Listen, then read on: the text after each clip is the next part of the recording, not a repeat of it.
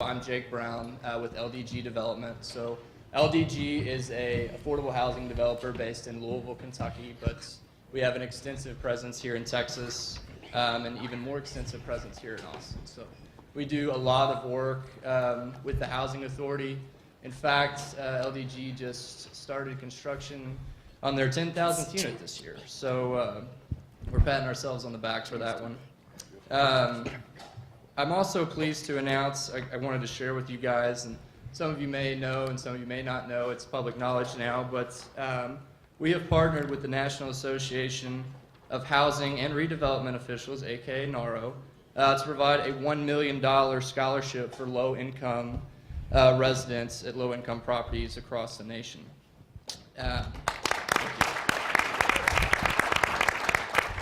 thought it was interesting earlier, the initial panel with Mr. Reeves. You know, one of the topics that he talked about was making it to the top. And I thought that really resonated with me, as I'm sure it did with a lot of you as well. And it really fell in line with, you know, what LDG's mission is with this scholarship. You know, LDG's mission is everybody deserves a quality place to live, regardless of their income bracket.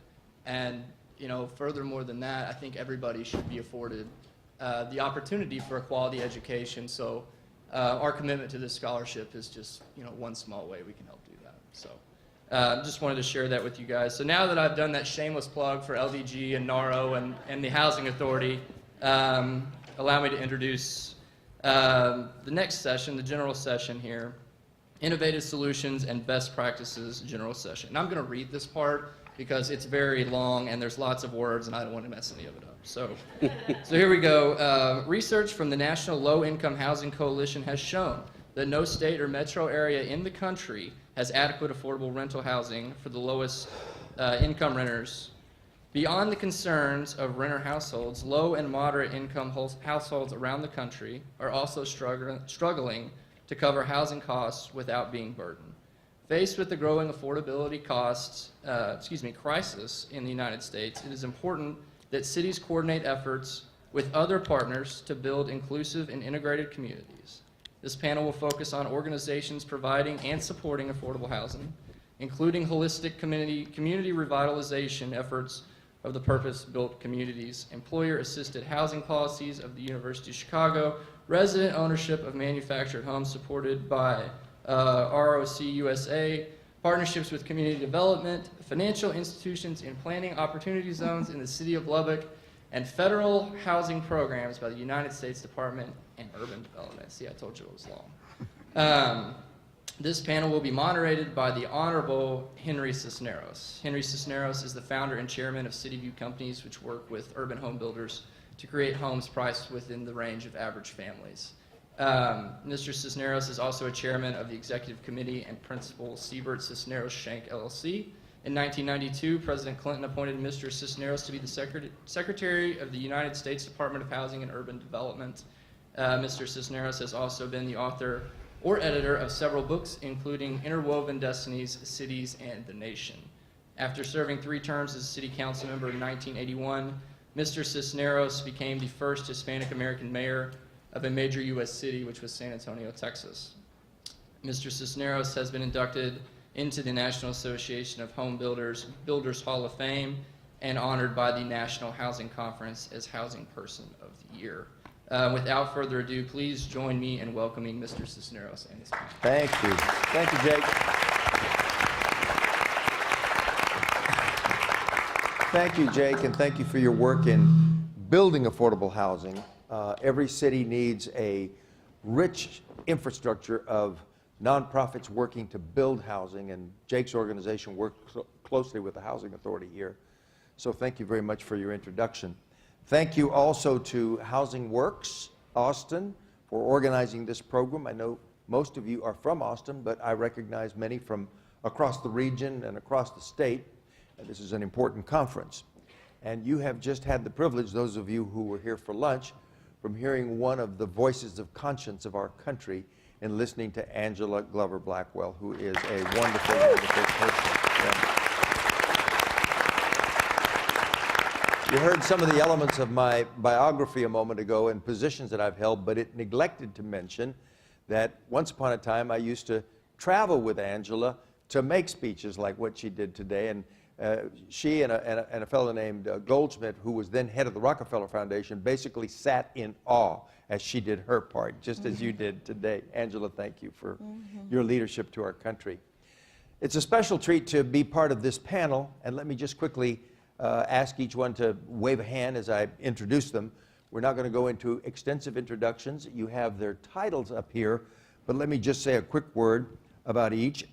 Shirley Franklin was the distinguished mayor of Atlanta, where she left a reputation for being a builder of essential parts of the infrastructure of the city, solved a lot of big problems for Atlanta in her time.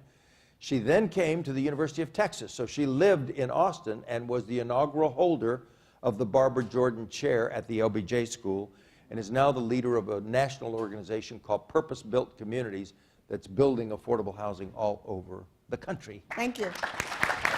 Mayor Franklin. Derek Douglas is with us from Chicago, and his background includes extensive work in employer-assisted housing, which is very important work in persuading employers to do their part in helping build a stock of affordable housing in cities across America and create all kinds of incentives and structures where people who work in large employers can have the benefit of housing. Derek Douglas. Mary O'Hare is with us from ROC USA Network, and it's a very creative effort to try to tap the vast potential of manufactured housing in the country and to then create it as ownership opportunities. So imagine whole communities of manufactured housing, which can be done at lower prices than other housing, but with the real focus, the intentionality of making it available as affordable housing. Mary O'Hare, thank you for joining us today. Professor Nicholas Bergfeld comes to us from Texas Tech, and he is from Lubbock, where he is an expert on opportunity zones. For those of you who have been watching some of the aftermath of the tax reform bill, one of the great gems hidden in that bill, which was introduced by Senator Booker of New Jersey and Senator Scott of South Carolina, were provisions that allow investors to invest in inner city housing and other developments and get really attractive incentives in the tax code, in their taxes, capital gains for doing that. He's an expert on opportunity zones and will add to this conversation as a result. Thank you very much for being here. And Neal Rackleff is with the law firm of Locke Lord, but left Locke Lord several years ago to go to the Department of Housing and Urban Development in Washington, where he had responsibilities as an assistant secretary. He's back in Austin and brought the experience that he gained from his national perspective in housing and putting it to work now here in Austin once again. Neal, thank you for joining us. So today's panel is to explore how housing fits into the dialogue about building more equitable communities, more equitable cities. I have a theory that where we're going to see the real innovation in the American quest to create a more equitable society begins in our local communities. It's a point that Angela made earlier, and I think it's very, very valid. If you kind of look at the big picture of what's happening in the country, the federal government is stuck either in budget problems that make it incapable of allocating new resources to the equity issues, or just stalemated on the question of what is the purpose of government, and we're seeing no real new energy or enthusiasm about the equity agenda, which has been the purview of the federal government since the New Deal, through the Civil Rights Movement, and all of a sudden we're stuck, even on the basic question of whether we ought to pursue equity as a national ideal, as a government. And the state governments, which have responsibility for things that matter in an equity setting, like education and health care and higher education spending, really have never been the champions. In a few instances, the state of New York at times, maybe Michigan at another time, Pennsylvania on occasion, but it's not a 50-state sweep or consensus that the states are the leaders in the fight for American equity. But throughout our history, sometimes by accident, the cities have been the place where equity is addressed. I say by accident because sometimes we just see the prosperity that's created in an urban area lift people as immigrants arrive and begin the quest for the middle class. I mean, it's a story as old as people arriving on the east side of New York and finding their way through the settlement houses and making their way up in American society. Or the factories of the Midwest and the good union jobs that they provided and the good wages that lifted people up. So the cities have always played some kind of a role, but more recently, the cities have been intentionally interested in the subject of equity. And we see it in nonprofit organizations, we see it in community organizing, we see it in a raft of municipal leaders elected with a view that their job is to harness the prosperity of their cities and make it work for more people. See that across the country. It's a real movement, and certainly Mayor Adler here in Austin is a believer and a doer in that respect. So it's an interesting time, and I suspect that it's a time that not only are people arriving recognizing, leaders arriving recognizing this needs to be done. As I say, Shirley Franklin is a leader in this respect. One of her successors, Mayor Hasim Reed, I thought was one of the best in the country in acknowledging that the role of a thriving metropolis is to create equity. He actually created a position called the Equity Office in the mayor's office to look at city policies and budgets through the template of, are we advancing equity or not? And that happens to coincide with the fact that we're experiencing a kind of urban renaissance in our country. And I'll be brief on this, but my theory is that what was once the urban crisis was really the crisis of the American economy that was going through a wrenching transformation from old manufacturing to a whole series of new industries that hadn't yet got their sea legs, but now many of them have. So the makeup of most city economies is things like new media and telecommunications and hospitality and higher education. Name me a big city and I'll cite you a huge employer in a higher education institution or a medical center. And these are very city-friendly enterprises, and they pay well, and it's possible to educate local people for those jobs. So there's a real potential to create a match that makes this a new era for our cities, but it's going to take a lot of intentionality, a lot of work to make that the case. So I'd like to begin the conversation with our panel by asking, for starters, setting the context for recognizing this is about housing, but let's start with the more general subject of equity. I'd like the panelists to say a word about what you think is the state of play with respect to equity in America's cities today, and whether or not cities realistically can be players in creating a more equitable America. Mayor, can we begin with you?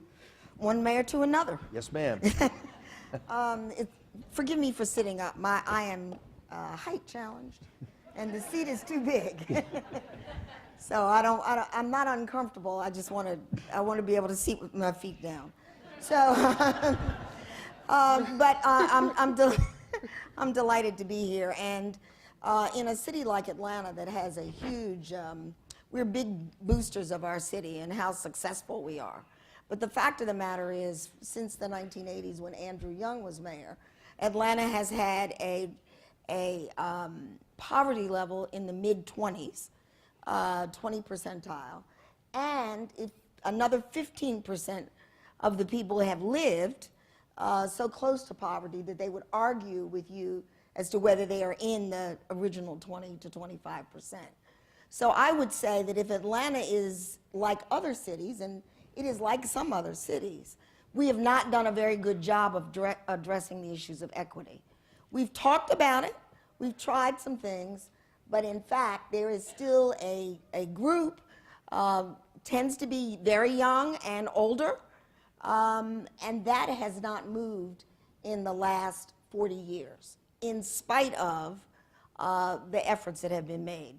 So from my standpoint, there is a crisis. Okay. Derek, your thoughts on, and you have the vantage point of Chicago, which is a kind of a case right now. Well, I mean, people have been following Chicago. They probably know what my answer is going to be in terms of where we are with equity. Not dissimilar from the mayor's comments. In Chicago, it's kind of a bit of a tale of two cities. It's been that way for a while, but I think people feel it even more prevalent now.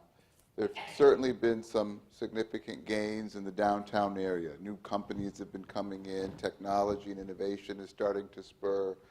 You see a lot of development taking place. People are actually have been starting to move into the city, the downtown area, when people have been moving out for many years. But if you drive, and University of Chicago is about 7 or 8 miles south of the downtown. Yeah. And if you just drive a little bit south or a little bit west, you see a completely different place, where the unemployment rates are right around the same, like what Shirley was talking about. The poverty rates are high. The displacement is really off the charts. I mean, the University of Chicago is in Hyde Park, and that's been a pretty stable neighborhood, in large part because of the University of Chicago. But the neighborhoods around the University of Chicago, you have communities like Woodlawn that used to be around 90 to 100,000 people. It's now 20,000. Or Washington Park, just to our west, used to be around 50,000 in its high point. Now it's around 11,000. So your perspective is grim at the moment. It's grim at the moment, but I think there's strategies that we can employ. We'll come back to the strategies in a moment. Let me ask Mary for just your take on the general question of equity, state of equity in our urban areas. Well, and I'm speaking about equity in a very niche area, which is manufactured housing and manufactured home communities, which are more frequently known as mobile home parks, where equity is actually really very, very stark and always has been. People who live in homes that they own on someone else's land, of which they are paying rent for, have, since their initiation, always been in a different rung, really, in terms of the traditional housing market. So anytime the housing market in the greater area begins to appreciate, if you live in a manufactured home community, that appreciation is captured by the landowner by raising the rents. And so people don't see their homes as providing a equity. They don't see their homes as a builder of wealth or as an asset. And it is the most affordable, unsubsidized home ownership in the country. There's about 50,000 communities around the country. I think there's 44 right here in Travis County. When Housing Works, thank you very much, did the study that helped us take a look at what the market was like here. And 44 in Travis County, what? Mobile home parks. Not Manufactured ownership, home but traditional Yeah, mobile home. simply investor-owned or But you're in the business of mom-and-pop-owned. trying to create ownership. So the equity that our model of limited equity cooperative creates is ownership of the land by those homeowners. So immediately, talk about a transfer of wealth, suddenly you've got a bunch of low, moderate income homeowners owning a multi-million-dollar property and business, if you will. And it allows them to build equity in their homes because they only have to raise the rents enough to maintain the property and make improvements, et cetera. Mary, we'll come back to you on very the strategy. different view of equity, I No think. problem, no problem. Professor.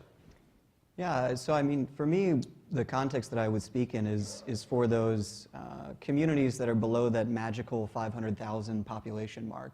Okay. Where agglomeration economies don't necessarily apply in the same context. And for us, it's a much different question. We have long-time historic issues with discrimination and systemic discrimination. Communities like, just to give it some color, places like where? In Lubbock, Texas. Okay. So we were a very segregated community, even to the point where until 2006, there was a segregation law on the city's charter. But that also highlights a really important element of this, which is that element was left in there not because of racism in the way that we consider it today, or in the context of it, but because nobody looked. right? Our major issue when it comes to trying to resolve issues of inequity is a resource and a capacity gap. You know, I was mentioning I'm absolutely floored by the amount of people in Austin that are interested in this specific topic of community activism. And in the city of Lubbock, Texas, where we have, you know, a population of maybe 3.5 or 4 times smaller than Austin, if you asked me to bring together all of the community activists and advocates, we wouldn't fill a table. And, you know, that's an issue, right? So let me ask you, are you, the Lubbock experience, is it sort of the experience of the heartland? Is it experience Absolutely. of many communities across the country? It's broadly generalizable. Are you And suggesting perhaps that the coastal centers and the big metros have a different equity potential and experience than heartland places? Well, part of it is about low-hanging fruit, right? It's not as though when I advocate in Lubbock for new 21st century models of development or considering a land trust or a land banking model to preserve affordable housing, it's not like there's a racist good old boy on the other side of that conversation whispering in the city council and the mayor's ears about some other racist policy to do instead. It's just that it's a vacuum in most of these A communities. lack of capacity in the organizing network, in the community-based network. Absolutely, in the and to go back nonprofits. to Ms. Blackwell's point, I mean, for a lot of the people in Austin, go home. You know, go to the communities that you were from originally, because the most powerful impact that you're going to have is the place that you're connected to. And it's in those places where the change honestly can move very rapidly. And so one thing I'll highlight as part of this discussion is the fact that our region had the first Opportunity Zone Summit in the state of Texas without any support from the governor's office in terms of organization, things like that. These were communities coming together to understand how can they adopt 21st century models of development.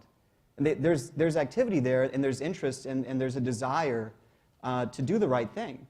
The problem is oftentimes we actually don't have the policy expertise necessary in these communities to be able to implement that. Neal, your sense of where we stand, the broad context of Sure. The, building an equitable society. yes, sir. And by the way, I think this was one of the best secretaries HUD has ever had. Hope 6 is awesome.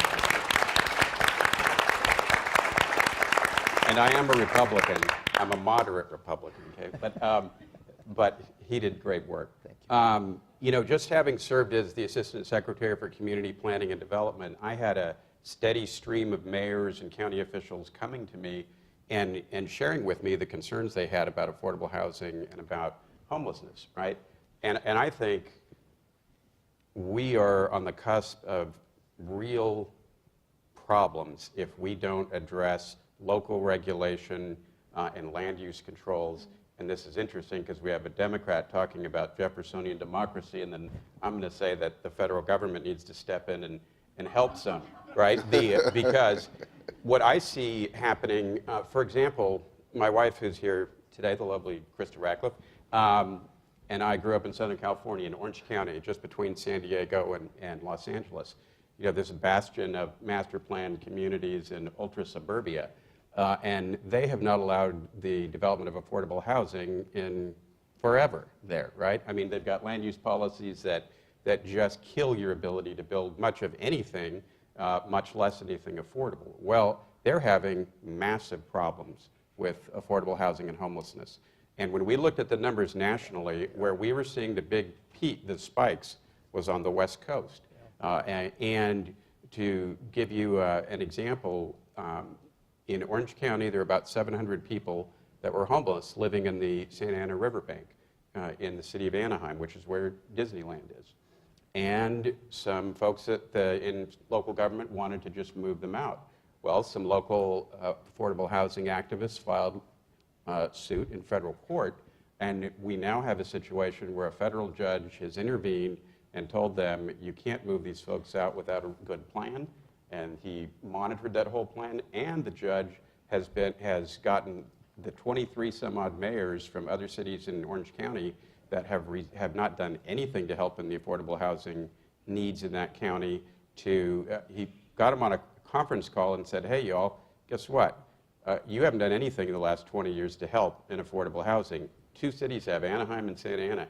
And if you all don't start pulling your share of the load, I'm going to invalidate all of your camping ordinances. And you know what that's going to mean? Just quick. that's going to mean homeless people can sleep wherever the heck they want for as long as they want, and you can't do a darn thing about it. Well, suddenly, I had like 23 mayors coming to me saying, what are we going to do, Neal? I don't mean to be unkind about that. That was not a nice caricature. But it was the way it was. They're kind of, what are we going to do? And I said to a lot of them, how did you not see this coming? You know, with the policies you've had in place for the last 30 years, and So now Neal, they're just waking up. Your index for some measure of our state of the play with respect to equity is the homeless environment and the lack of affordable housing. That to you is a kind of an index of where we are. Yes, sir, because I think what we're seeing is more, you know, in Los Angeles. Where the problem, by the way, for those of you who haven't looked at Los Angeles recently, is really, really tough. Mayor Garcetti, who's a very good mayor and considered running for president, he thought long and hard about getting into this right now, this mix of 20 or so Democrats that are running. And what prompted him to decide against it was he didn't think he'd be able to manage the chaos that's occurring in Los Angeles because of homelessness and trying to be on the road in Iowa. It is a very high profile and serious problem in Los Angeles. Yeah. Well, and I think that is a great example of the power of local governments doing good that you're referring to, because in the United States there's about 500,000 homeless people. At any static point, about 800,000 people go through the system a year. In Los Angeles, there are about 50,000 homeless people. So 1 in 10 homeless people lives in LA. And 2 years ago, we were alarmed because homelessness increased by about 24% there. So I went to LA 4 or 5 times. I took Secretary As Assistant Carson. Secretary. Yes, sir. You know, and met with with the city and county officials, and they're making progress. So last year, they decreased homelessness by 5%, and the 2 big things that they did that were huge was they passed a $1 billion bond issue to fund more affordable housing and homeless initiatives, and the county passed a 1/4 cent increase in their sales tax to provide services, which the county supervisor who spearheaded that said nobody had ever put a revenue-raising provision on the ballot on an off-cycle election, which they did since 1903, and they won with like 70%. No, I know they did. So it And was the mayor it was had to amazing. exert some serious leadership to do that. Let me ask a follow-on question, and not everybody needs to answer, because if all 5 of you do on every question, we're going to run out of time. So let me just ask you to speak up if you think you have a particularly relevant point. We're talking about the issue of inequality in the United States. If you had a policy to choose, and we're going to ask this of the audience in a minute, to address the most serious dimension of inequality that you see in the country, in your respective communities today, what would it be? Who wants to volunteer? Mary? And Mayor? Access to affordable and attainable home mortgage financing. Access to attainable home mortgage. An affordable to home make mortgage people financing. homeowners.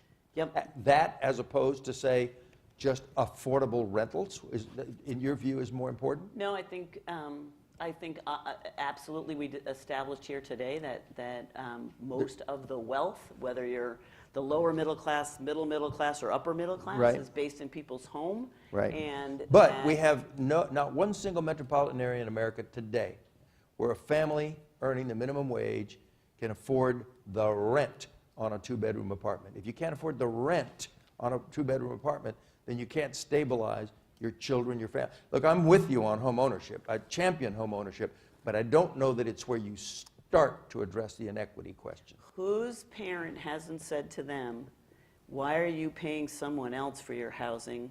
You should buy a house and be paying yourself. Okay, Mayor? So not related to my work necessarily.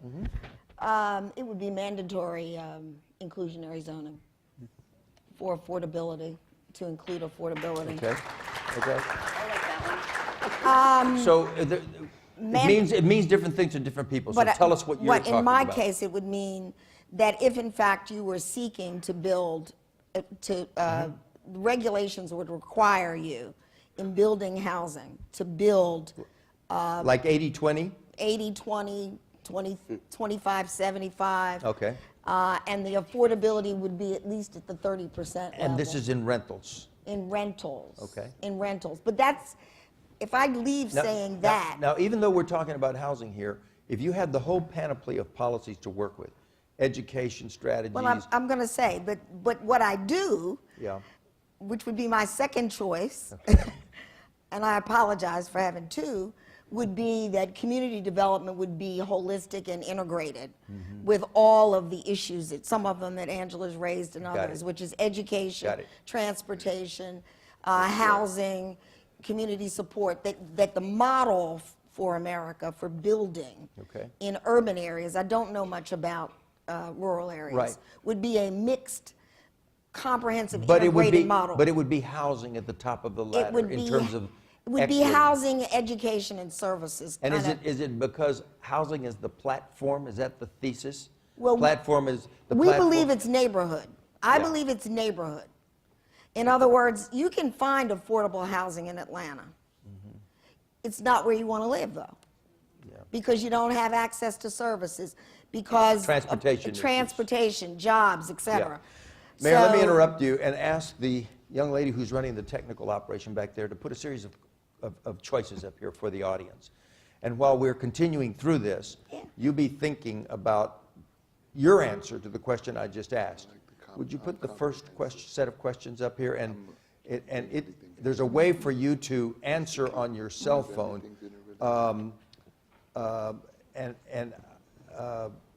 Can someone tell us just exactly what you have to do on your cell phone? You just dial that, slido.com? Yes? And then the other number, okay. And so, okay, good. So, There's your answer. well, that might be one person so far. Because it's going It is to, in actually fact, it one. is one person. Okay. But every one of you in the room gets to vote. And here's the choices. Housing, healthcare, education, too. wage and income policies, access to college strategies, economic development, pre-K early childhood, or healthcare. Those are your choices as what you think, if we were addressing as a society issues of equity, where you'd start. And you get, I think, 3 priorities. And we're going to see, when you have voted 1, 2, 3, what the result is in terms of what you believe. Now, I know you are housers for the most part in this room, so we would expect housing to be high, but I'm asking, Housing's running away you know, think deeply from your experience, just as the mayor just did, and answer, what do you think are the things we ought to be doing as a society to make a difference if we believe our country's headed in the wrong direction with respect to equity and opportunity? Mayor, had you finished your point? Well, I would just say our experience for over 20 years is working in communities that doing one thing certainly improves the conditions of a small group of people, but that in order for the entire community to be lifted, it needs to be integrated.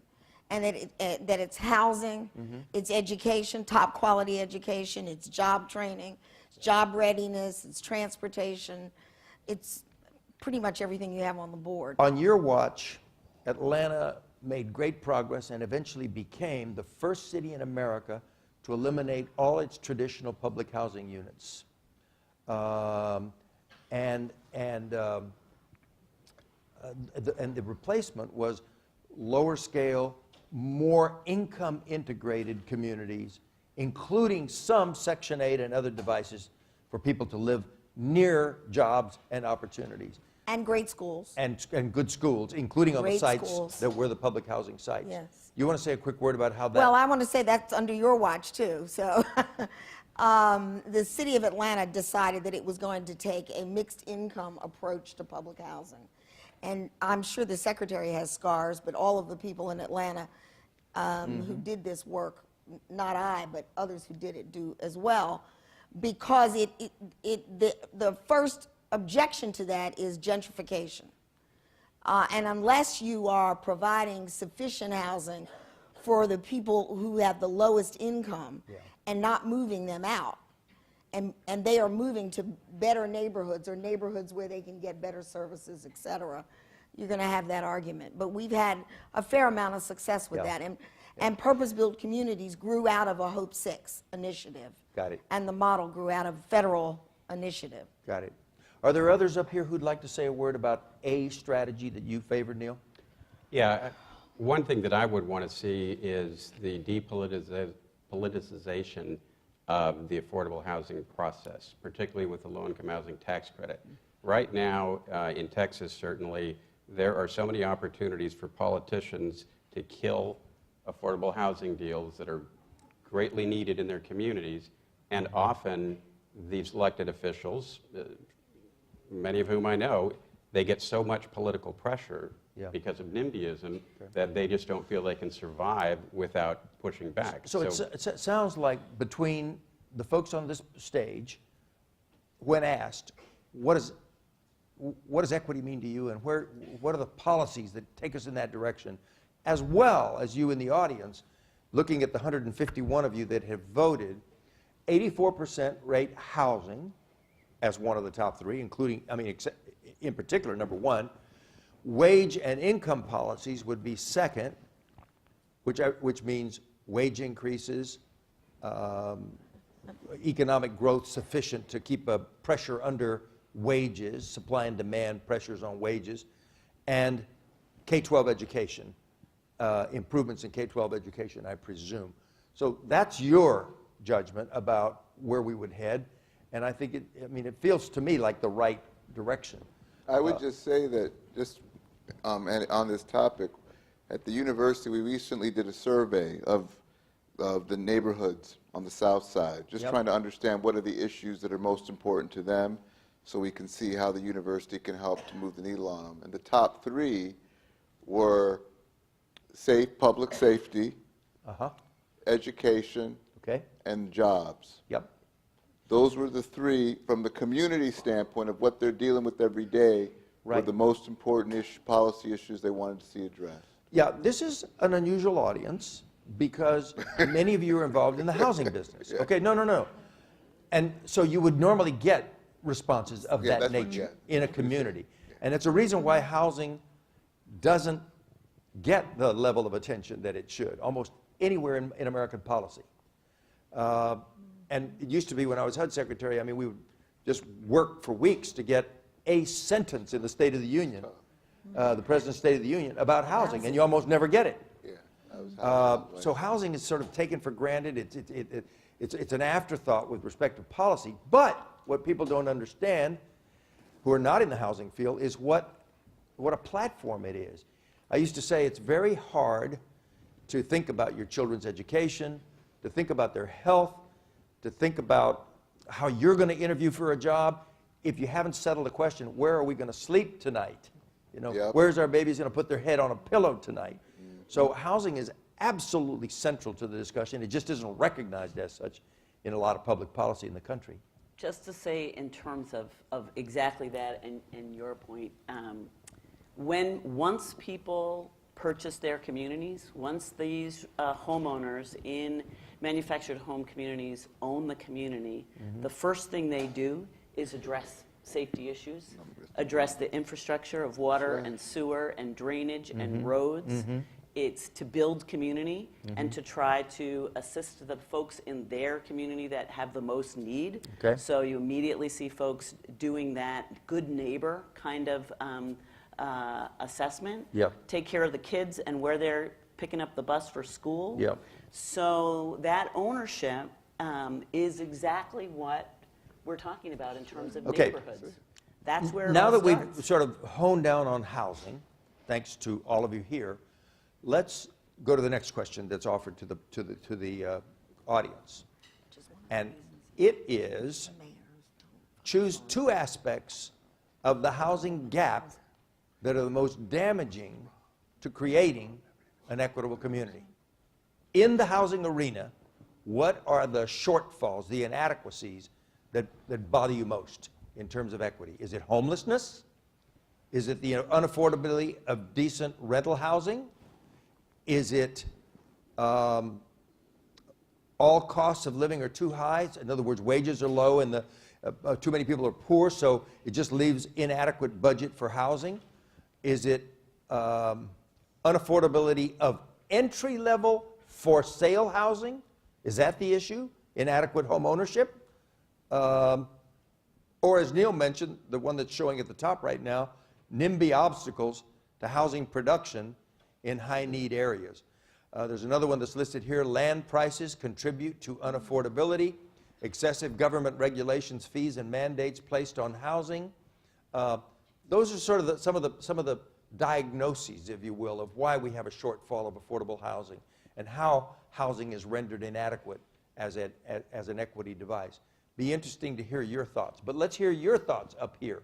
If you were voting, anybody?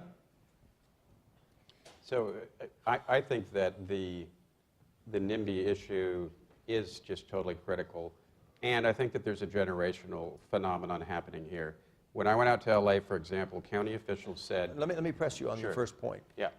The NIMBY issue is the issue. Does that mean there's enough nonprofits? They just can't build because there's NIMBYism? No, Does no, it no. mean that there's enough governmental support, but we just can't get there because of No, NIMBYism? no, sir. In my opinion, we need resources, which the federal government is putting a ton into, and we need the ability to actually get projects done. Even in LA, where they're raising a ton of resources locally, they're struggling to find places where they can actually build affordable housing because of NIMBYism. Okay. So you got to kill both of those issues. All right, others on So the stage. land costs have skyrocketed in Atlanta in the last 20 years. So, I mean, now that we're ready to do affordable housing, it's just very, very costly.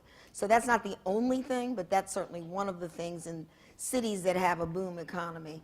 And the second is zoning has something to do with it, whether it's NIMBYism or not. I mean, all over metro Atlanta, not just in the city, there are all sorts of zoning requirements that you have to have an acre of land. You can't have multifamily. I mean, there are all sorts of zoning obstacles that are up. So again, these are posed as the questions of what are the most things that are most damaging to equity. And the day that I was nominated to be, not nominated, but the day that I went for my Senate hearing to be Secretary of HUD, someone came up to me from the audience, and someone I had known for years, a wise person, and said, remember, Henry, that you're about to become the secretary of the department whose name begins with the word housing. And your first obligation is to those Americans who are completely unhoused, the 800,000 that are sleeping on the streets on any given night.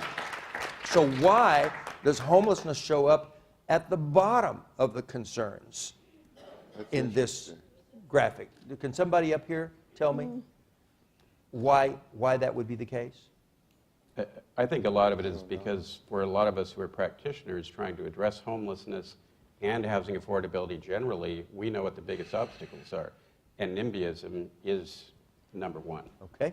Well, Other I thoughts? think that there's also a perception that people who are homeless because they deserve to be or don't do something. I mean, there's a cultural phenomenon Is there. it possibly that people have given up on trying to solve the homeless problem and think just it's saying as we much can't given solve up it, we're not as- going to spend any time on it because there's not much we can do about it? Is that part I mean, of the I dilemma? grew up at a time of the bell curve where there are kids who were going to succeed and kids who didn't, and in school, and the notion was that not everyone was going to succeed.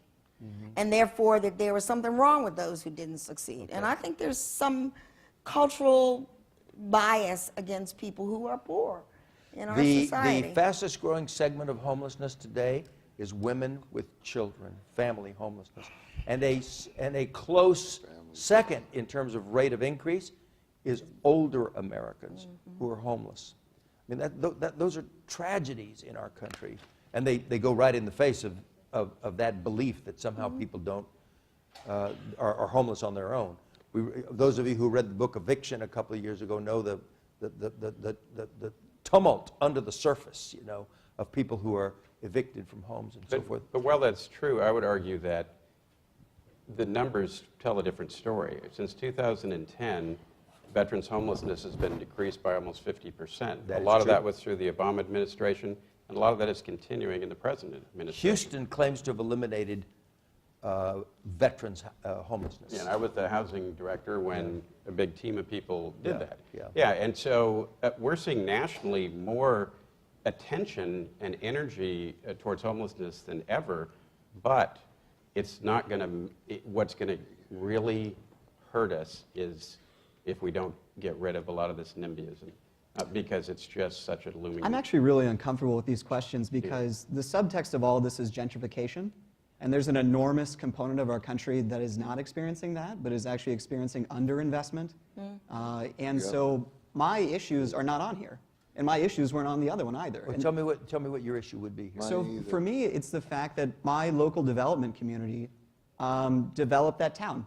And they know certain development models, mostly single-family homes, office spaces, things like that, but they're not comfortable implementing or using public finance. They're not comfortable using blended capital stacks when it comes to figuring out how you can afford a project. Therefore, And so, as an example of this, just recently somebody... therefore they don't build Oh, exactly. right. affordable. So as an example, a group, so we're in West Texas. It was a group from California, or from Kansas, proposed doing an affordable housing project in our downtown, and it caused conniptions in the entire community because nobody had even thought that that was possible. You know, how could that even be executed? You know, what would that even look like? Did it cause conniptions because they were opposed to it? No, or- it was just so novel. They didn't Right. know what affordable housing was. Right, exactly, right. Like They thought there's, it was going to be. and there's a resistance within the development community to thinking about these things because they've become financially successful using and implementing the styles that they've done before, Right. and that's what they know, and that's what their contractors know, and that's what they know how to build. Yeah. And so for us, the issue is trying to find or bringing in, say, a group like LDC here in Austin or LDG here in Austin, or other communities to say, you know, how can we do this? How can we revamp the way that we're thinking about the way that we incorporate public finance into our pro formas, into our models? Got it. Our issue, though, is a little bit, it's not on there either. Shirley alluded to it, but it's the issue of how do you preserve affordability in communities that are gentrifying or need investment to become revitalized. The number one thing I hear at the University of Chicago from people on the South Side is the fear that we have the Obama Presidential Center coming. Right.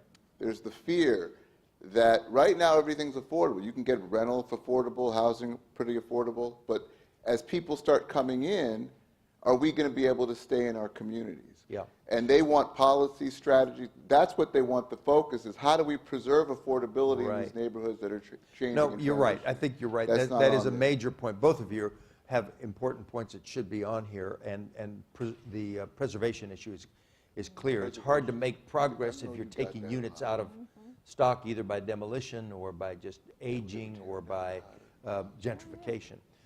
There's a third question that we'll put up here, and then we'll move toward your questions from the floor.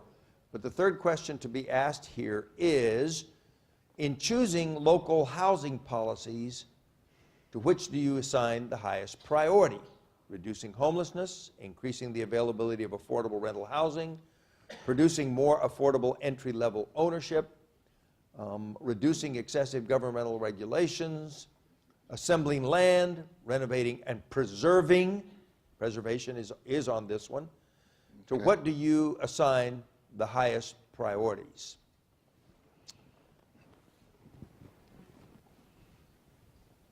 Any other comments up here from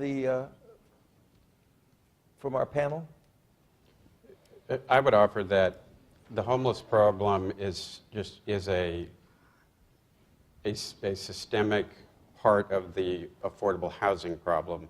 And to just make the generational point I was talking about a moment ago, look, in Los Angeles, one of the county officials told me in the 60s and 70s you could move to Los Angeles with a high school diploma and go to work for an aerospace company, have a house, a couple cars, and live the American dream. That's resonated with me because it's exactly what my father did. We were solidly middle class. He didn't have any college education. Now, it costs, you need to make $90,000 a year to afford a modest two-bedroom apartment in LA. And I sat next to a lady on an airplane on one of my trips to LA who had a master's in math and bachelor's in math and was a teacher. She said, you know, the best I can ever hope for here in Los Angeles is to someday have a decent two-bedroom apartment. There is a generational problem that we're hitting, and the millennials are going to start figuring out they've been getting shafted by tax policies, especially in California, and that they're faring much worse than the future generation. And when they start voting, I think we're finally going to see some change. Well, that's a reason why, and Henry mentioned it earlier. That's the reason why we need to get employers into the game of supporting affordability. So talk a little bit about what you do in that score. What are you doing? So at the University of Chicago, we had a similar issue. Are you with the university? I'm with the University of Chicago. Okay, right. And we had a similar issue where we had employees who were not making large sums of money who were being blocked away from being able to become homeowners and renters. So in 2003, we started the Employer-Assisted Housing Program. What is it? What does So it what do? it does is if you're an employee of the University of Chicago or the Medical Center, the university will give you down payment assistance up to $10,000 to go towards the purchase of a home. That's forgivable over 5 years if you stay in the home. That's just straight allocation out of the university Straight budget. allocation, cash that you can have. We do require the employee to, I think, do about 3%. Is that money raised philanthropically or from corporate sources, or is it university money? It's university investment. I see. It's university investment. And then we also added a component for rental. How many other corporations are doing that in Chicago? In Chicago, I don't know. It's starting to gain traction. We actually took this idea. It's part of a suite of things we do. We do a lot of work around hiring, local hiring, Right. and a lot of work around procurement, trying to invest in the local businesses. business. And we took that to a network of anchors in the city of Chicago, and we formed an organization called CASE, Chicago Anchors for a Strong Economy, Yeah. which are looking at this question of procurement, workforce, and housing. What that we results contribute. have you seen that relate to your workforce? Do they stay longer? Yes, they stay long. We've helped over 290 homes. It's leveraged up. It was over $58 million in the life of the program. We're seeing people staying longer. We're seeing people who wanted to stay in neighborhoods. Are those, that without the this houses wouldn't be they able to. take, are they in the neighborhood They're in or the anywhere in neighborhood. the metro? No, they're in the neighborhood. There's a designated geographic I see. area where they have to purchase. And what's good is that we're providing support for affordability, but we're also contributing to the revitalization of these communities. Right. by Would having you people- recommend that for I would highly Austin as a recommend it. I strategy? have some flyers that I brought with me. If there's any employers here, the point is that it takes everybody to solve. This is not just a government thing. Yeah. This is not just a housing organization. Everyone has to play their role. And employers can play a significant role Yeah. towards this issue. Good. If they step up. So let's look at the results from this last and final question. It suggests that in terms of choosing local policies, what you believe, and this is a group of considerable experience, are the priority initiatives would be increasing the availability of affordable rental housing. That's what you would select in Austin, I agree with Texas. that. Reducing homelessness is second. Producing affordable entry-level ownership is third. Those are good. Renovating and preserving existing units comes after that. Reducing community opposition to multifamily housing. Assembling land, presumably on the part of the government, city government, and reducing excessive governmental regulations, fees, and mandates. Okay, what's your reaction to this list up here? So I have two thoughts. One, of course, that's coming from the work that we do, which is around preservation. So we're talking about preserving existing affordable housing in communities, in neighborhoods, improving it and creating more equity. But I'd like to add a little piece to that, which I think is about scale.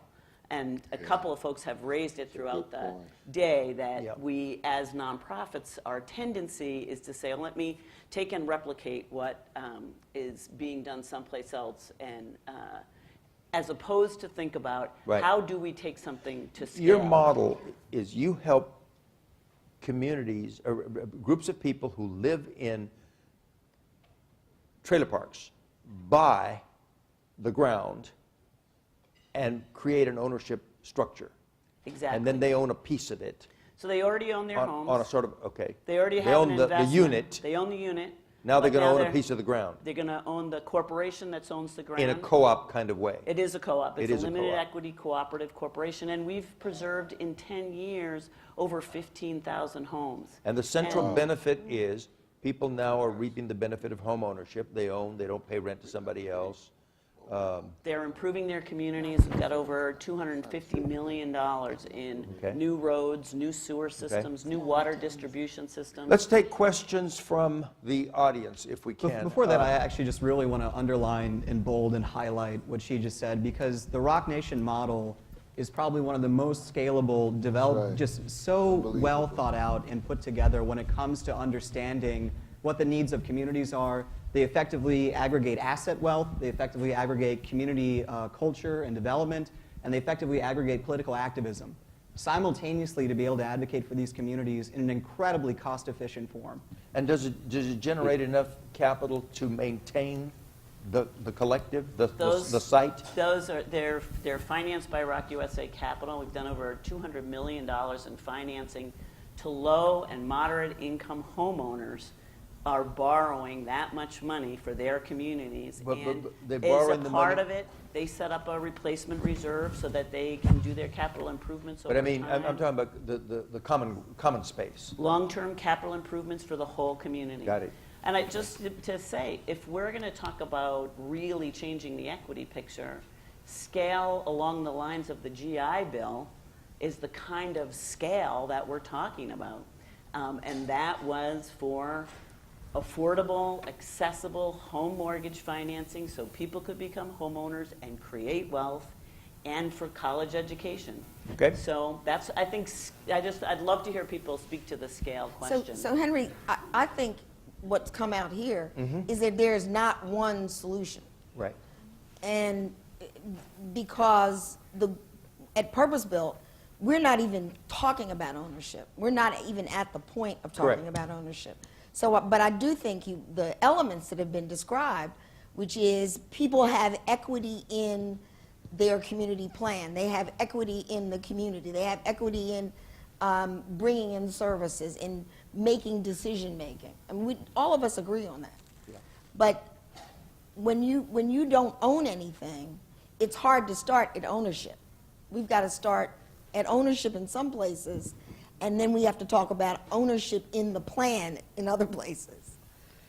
I think the mechanism for taking your questions is the screen here. So, and the number to the right of the question is the number of times the general subject is repeated. So they're voted and ranked according to the number of people who've asked it.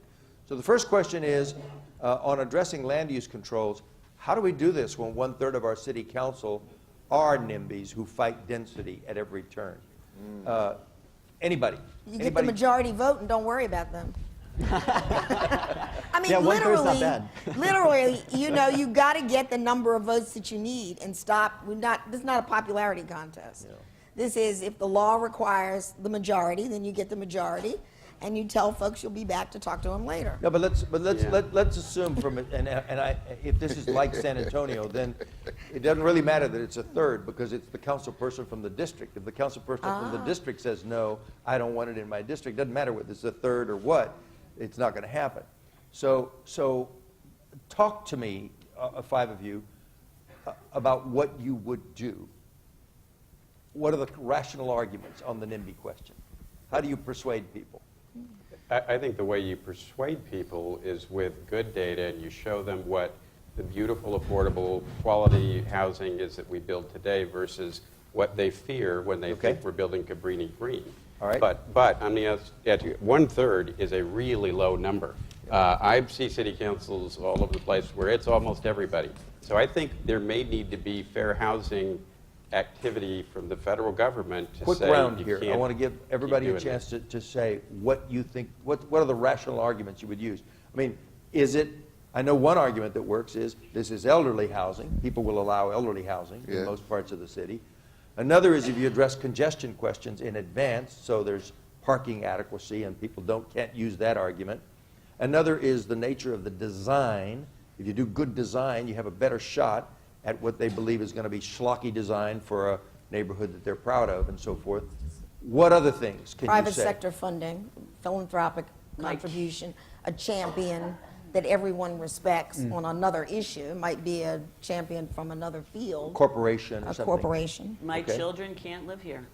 The biggest thing I've ever seen to move people in very nice neighborhoods about NIMBYism is when their own kids can't afford to buy in. And that's when they say, oh, I get it. We've got to figure out something, because I want my granddaughter to be able to live next door or down the street or around the corner. Okay? Other thoughts or questions on this question? Let's go to the next one. Dr. Bergfeld, would you expand on land trusts? Seems like that's a way to provide permanent affordability, Yeah. the mechanism of land trusts. Absolutely, yeah. So this is a land ownership model where one single organization, it's honestly similar to what Rock Nation does, just in more urban settings. But it's a single ownership of the land, and by using a conveyance agreement to the person who owns the house above the land, you restrict the ways in which that property can appreciate in value. And so it's a model that is across the U.S. There's actually a part of the municipal tax code in Texas that allows for municipalities to adopt a land trust model. It's something really to consider. Right now in the legislative session, if And there the wasn't... purpose, Yeah. it's put to what use? So it's used to preserve affordable housing Right. permanently, right? Right. So rather than federal level restrictions that eventually expire, a land trust model, the land is owned by that trust entity in perpetuity. And so... Which means that on resale, it will remain affordable. Correct. And a typical land trust contract, that conveyance contract, is 99 years. So the idea behind that is to indicate to the homeowner that this isn't some type of... Windfall. Exactly, right? And this relationship isn't one where we're trying to restrict you in the things that you can do, or we want you to leave because we're going to be a terrible ground lease owner. But instead of to say that we're really thinking of this in a way where we want you to be a part of this community in the long term, Got it. and oftentimes the contracts will have elements to transfer. We want to for mix some generations. questions from the floor into these questions up here. You had your hand up. Hi. I live in a community that has housing, but we don't have anything else. We don't have a grocery store. We don't have health care. Transportation is not good. Housing is fine, but if you don't have the other components of that, then you still have defeated the purpose. So when you talk about housing, and I have an issue with affordable housing, because what's affordable for you is not affordable for me. So should we try and correct that term? Because people really think when you say affordable, I get calls all the time. This city council person was going to work on affordable housing, but there's no, where's the affordable housing? I call XYZ, I need a $700 deposit Right. to put a deposit down, and You're then talking about rental or for sale? rental or for Or sale. for sale. So you're saying You have to make a a complete $200,000 house, Right. some markets would be called affordable, Right. below a 80% of median, say. Exactly. But it's out of most It's out people's of range. it's out of most people's range. Right. So how do we do that, and how do we? $1,500 apartment is going to be far beyond what somebody can pay. And how do you get everything in a community that you need? You need, to be healthy, I need fresh vegetables. Yeah. I need transportation to go to the doctor, and I would love to go to the doctor in my area and not have to go across town. So we can talk housing, but if we don't make it a complete community, then we failed. Okay, question? I mean, Well, I any would thoughts? I couldn't agree more with the comment. And I used to work in the White House before I went to the University of Chicago. And one of the things we focused on was this notion of comprehensive community development, and we used to always talk about when people decide where they're going to live, there's multiple things that go into that: transportation, housing, food access, and the like. Angela was actually a big part of that as well. And so I think one of the great programs that we did in the Obama administration, building off of what was done before under Henry, was the Choice Neighborhoods program, where there's one actually, one of the early ones is right there on the south side of Chicago near the university. Through that, housing was at the center, where they were able to do mixed income housing, A lot of the people, it was a project that was torn down and they redeveloped it. But they also took a comprehensive approach. So there's a grocery store that they went out and got a developer to bring in. They're building it near transit so that the transportation piece is being integrated. There's senior housing. There's a lot of retail. So they built the housing on top of retail to provide places for people to shop and eat. And the federal subsidy was the main engine, but they brought in a lot of other capital, CDFIs and others invested in it. But it's that exact approach you're talking about where you got to think about the holistic needs of the community and I want development. to get a mic over here to Angela, if we Yeah. may, who I would has just offer also that has the been whole- referenced several times. She's right over here on the front. The whole cooperative enterprise model. Cooperatives cooperatives have is a good a idea. long, long history in this country. I mean, the rural communities wouldn't have electric power if it weren't for power cooperatives. Farmers would never have got their produce to market if it weren't for the marketing cooperatives. The processing, the cooperative processing. Thank you. Some of the large cooperatives that people every day are a part of are their community credit unions. And so for a community like that, it's a place where the market has failed because it's not providing services, and where the folks come together and say, we're going to get those services by joining together. Let me get and forming Angela a to say a corporation. word about this. Yeah, that's a good Angela point. was referred to by several people, Well, and, she spoke about this earlier. thank you, Henry. But Please stand, Angela. actually, the speaker and Derek covered a lot of what I would have said. The question really encompassed what you hear when you go to communities.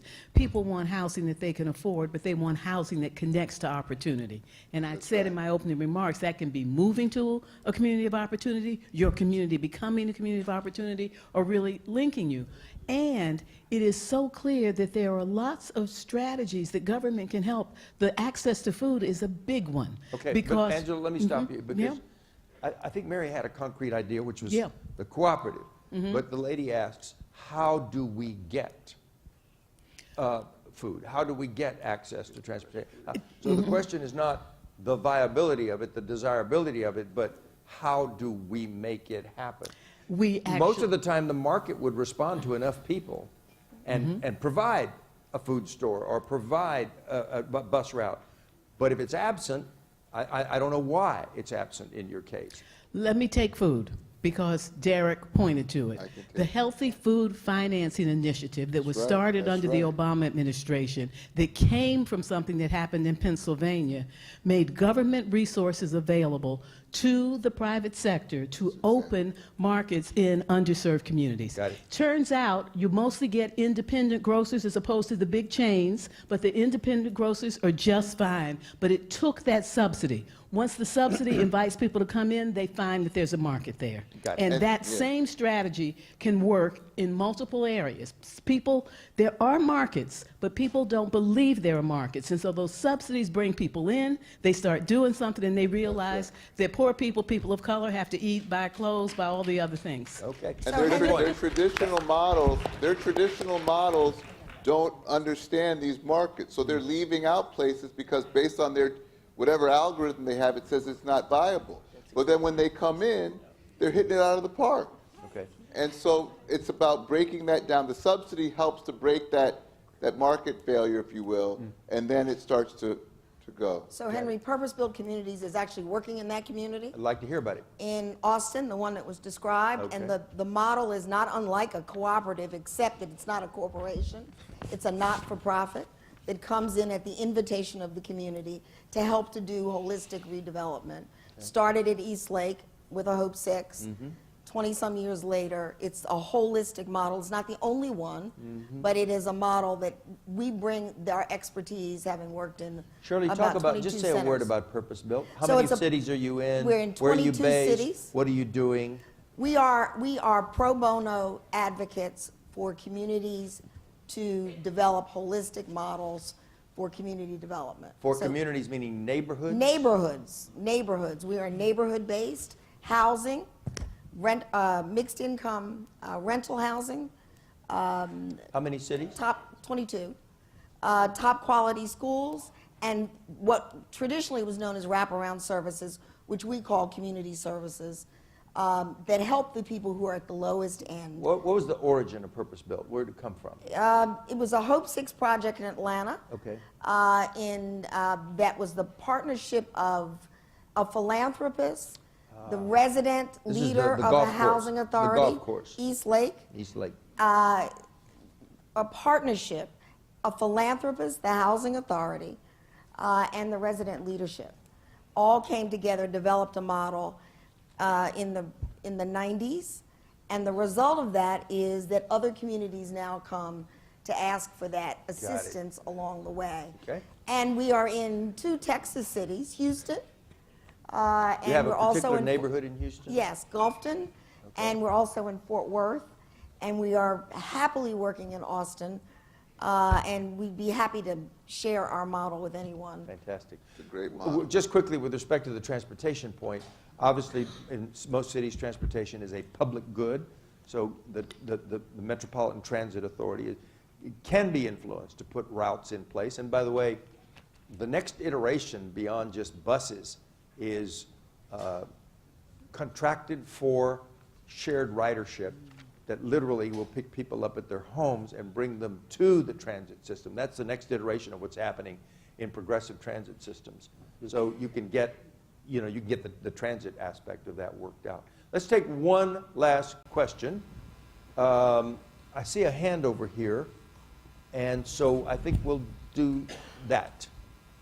Everything sounds great, except for how do you address, I heard redlining come up once, but really not how do you actually address it, because maybe there's some law against it, but it's still happening. So insurance, once you get this affordable home in Colony Park, the insurance is a lot more than if I lived on the other side of 35. So that maintenance of buying that first home, it's still an issue, just being able to afford it. Insurance, lack of lending for community improvements, home The interest improvements. rates, all of it. Interest So rate much- that's charged. That's right. Any thoughts on that? My only thought is, I don't know a lot about that, but my only thought is that there might be something states could do, a state legislative initiative. Not in Texas. Not in Texas. Well, maybe it's in 2020. I mean, I don't know. You know, But I mean, the other thing is, I mean, this is in Atlanta. I mean, those are the kinds of issues that we brought to, I'm now talking about when I was mayor, that we brought to banks and that we brought to business leaders as challenges that they needed to address. And we did get some of the banks, 1 or 2, to actually look at investing in parts of the community that they hadn't before at reasonable rates. But it took political leadership. I don't know how you get that. It took political leadership and persuasion really of business people.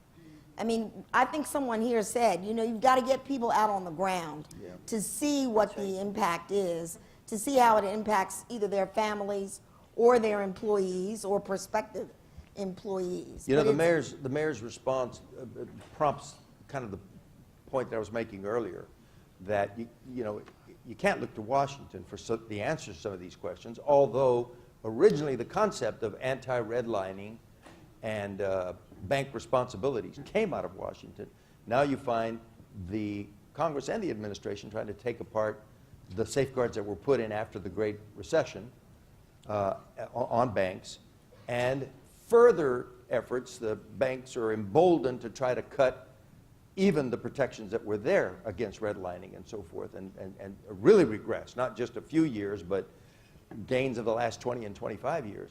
So Washington is not very helpful, and the states are not generally working.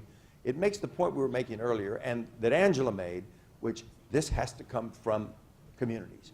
And it comes from progressive leaders at the community level, it comes from neighborhood initiatives at the local level, old-fashioned community organizing at the local level, and then nonprofits like many of you are associated with. So these fights for equity, to come full circle to our initial conversation, these fights for equity are what you do and have to keep doing, and housing is a big part of it because, as I said earlier, very difficult to confront any other of the other social goals that we have for our people if they don't have a decent, safe place to live in the various forms we've discussed here today. I just want to give one action item to that, though, and that's the CRA requirements. Yep. And so what you can do, all banks have to provide that publicly if you request. Yep. The issue is that it takes time, and they'll shuffle you around, and you have to find the right person to finally get those.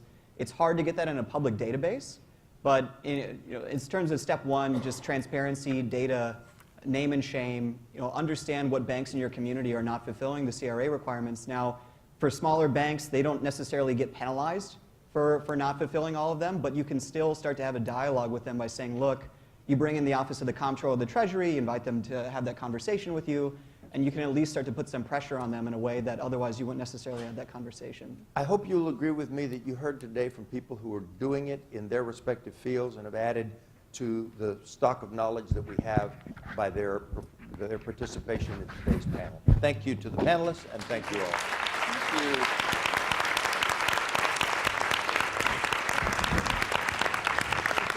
Thank you, Neal.